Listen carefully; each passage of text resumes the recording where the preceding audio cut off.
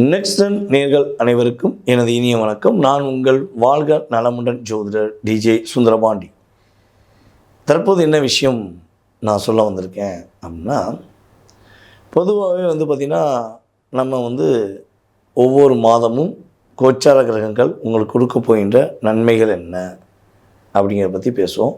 So அப்படி பார்க்கும்போது இந்த 2026 மே மாதத்தில் கோச்சார கிரகங்கள் என்ன பெரிய டேனிக் கொடுக்க போகுது, என்ன பெரிய ஒரு என்ன சொல்லணும்னா மேஜிக் பண்ண போகுது அப்படிங்கிறத பார்க்க போகிறோம்.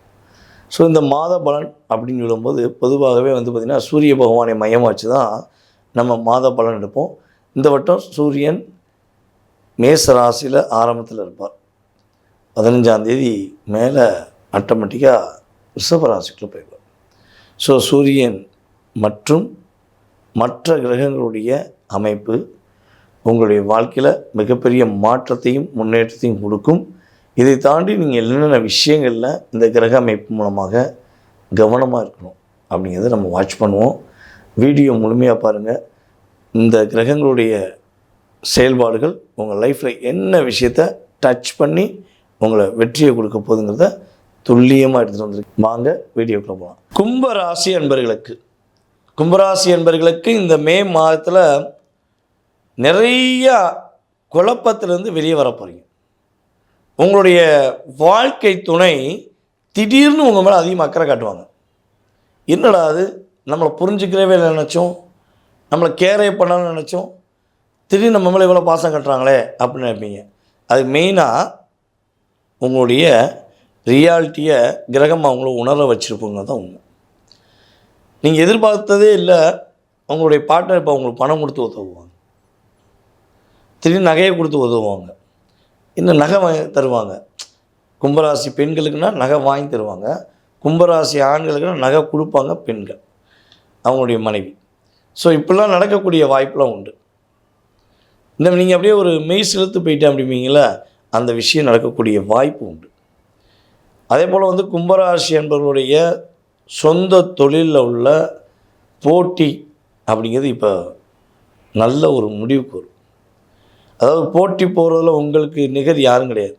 எவ்வளோ நாள் போட்டி போடு, நீ என்னென்னா செய், நான் என் வேலையை பார்க்காம இருக்க மாட்டேன், என் தொழிலில் கவனம் செலுத்துவேன், நீ போட்டி போட்டுக்கிட்டே இரு, அதை வெற்றி பெற்றுக்கிட்டே இருக்கேன் அப்படிங்கிற வார்த்தையை அதிகமாக பயன்படுத்தக்கூடிய உங்களுடைய லைஃப்பில் இப்போ கடந்த ஒரு 4-5 வருட காலமாக பல எதிரிகளுடைய சூழ்ச்சி உங்களை லாக் பண்ணிச்சு.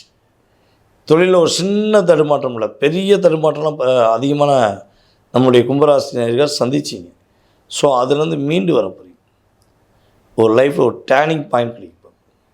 சக ஊழியர்களுடைய மறைமுக செயல்பாடுகள் இப்போ வெளிச்சத்துக்கு வரப்போகுது.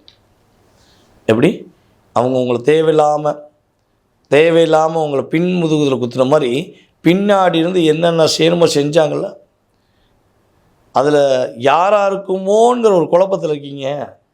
இவங்களா இவங்களான்னு சிந்திச்சு மட்டும்தான் இருக்க முடியுது, செயல்படுத்த முடியல. ஸோ அந்த நிலை மாறப்போகுது.